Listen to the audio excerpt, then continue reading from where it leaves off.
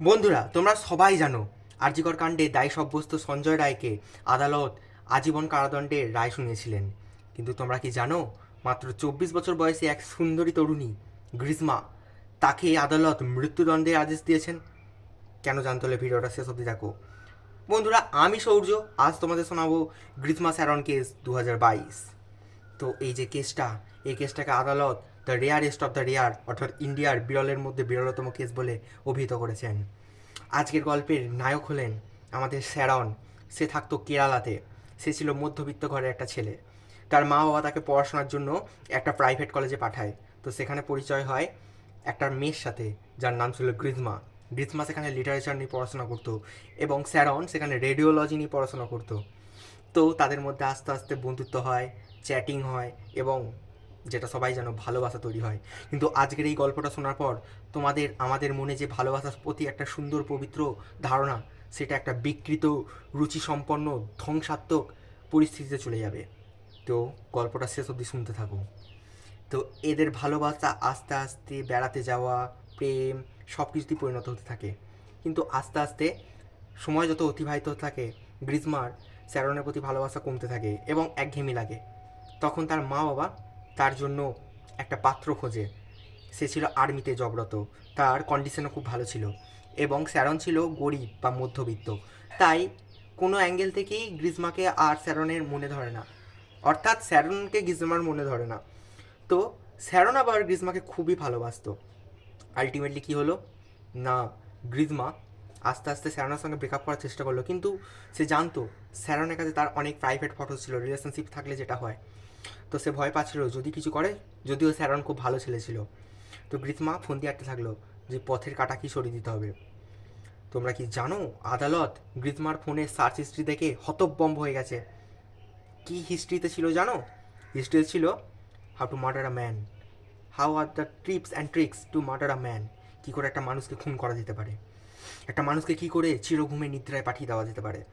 তো সে তার মধ্যে ছিল কীভাবে প্যারাসিটামল খাইয়ে মারা যেতে পারে, কীভাবে অ্যাসিড দিয়ে ডেড বডি গলানো যেতে পারে, এবং কীভাবে তাড়াতাড়ি পটাশিয়াম সাইনাইড খাইয়ে একটা মানুষকে মেরে ফেলা যেতে পারে। তার মধ্যে ওই প্যারাসিটামলের কেসটা ওর খুব ভালো লেগেছিল। একটা ভিডিও সোশ্যাল মিডিয়ায় তোমরা সার্চ করলেই পেয়ে যাবে, গ্রিজমা স্যারন কোল্ড ড্রিঙ্কস কেস। তো একটা ভিডিও স্যারন বানাচ্ছিল, সেই কোল্ড ড্রিঙ্কসের মধ্যে গাদা গুচ্ছেন প্যারাসিটামল ছিল। তো ভাগ্যক্রমে স্যারন ওটা বেশি করে খায়নি, একটুখানি খেয়েই ছেড়ে দিয়েছিল। রীতিমতো গ্রিজমার সঙ্গে তার যে আর্মি বয়ফ্রেন্ড, ওর এনগেজমেন্ট হয়ে গেল। এদিকে স্যারনকে প্রথমবার মারার প্ল্যানিংটা ক্যান্সেল হয়ে গেল। এরপর ওর মাথায় বুদ্ধি ঘুরল যে এবার তাকে অন্যরকম উপায় মারতে হবে। সে অনেক রকম প্রচেষ্টা করতে থাকলো, প্রতিবারই ব্যর্থ হতে থাকলো। শেষে গ্রিজমা তার মামার কাছে গেল বাধ্য হয়ে। মামাকে বললো এই ব্যাপার। মামা বলল ঠিক আছে, তোদের মা বাবাকে একদিন আমরা পুজোর সময় পাঠিয়ে দেবো, তো বাড়ি বাইরে যাবে, তখন তোর বয়ফ্রেন্ডকে জানবি। তো একদিন তার মা বাবা পুজো করতে বাইরে গেল। তো সেই সময়ে অর্থাৎ গ্রিজমা যে গার্লফ্রেন্ড, সে তার বয়ফ্রেন্ডকে অর্থাৎ স্যারনকে ডাকলো। তো এবার তোমরা জানো ভালোবাসার অনুভূতি, উত্তেজনা সৃষ্টি হলো প্রেমিকের মনে। সে বললো তোমার মা বাবা বেরোলে আমি চলে আসবো তোমার বাড়ি। ফলস্বরূপ কী হলো, স্যারন যখন তার বাড়ি এলো, তারা অন্তরঙ্গ মুহূর্ত সৃষ্টি করলো, একে অপরের সঙ্গে ঘনিষ্ঠ হলো। কিন্তু ঘনিষ্ঠ হওয়ার ফাঁকি তাকে খাবারের মধ্যে এক ধরনের বিষ মিশিয়ে দিল, যেটা এক ধরনের কীটনাশক, আমাদের চাষের ক্ষেত্রে কাজে ব্যবহার হয়ে থাকে। তো অন্তরঙ্গ হওয়ার পর স্যারন ঘর গেল। সমস্যা শুরু হলো তার ঠিক একদিন পর। স্যারনের সাংঘাতিক পেটে খারাপ হতে শুরু করলো, স্যারনের গোটা গা হাত পা গলতে শুরু করে দিল। স্যারনকে ডাক্তারখানা নিয়ে যাওয়া হলো। কিন্তু স্যারন চোখ বুঝে ভালোবাসত গ্রিজমাকে।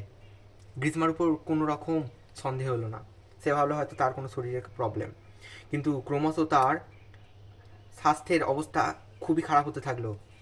স্যারনের সমস্ত দেহ পচে গলতে শুরু করে দিল। ডাক্তাররাও বুঝতে পারছে না কী হয়েছে। অ্যান্টিডট জানার জন্য তার মা বাবা গ্রিজমার কাছে গিয়ে বারবার রিকোয়েস্ট করতে থাকলো। গ্রিজমা কিন্তু মুখ খুলল না।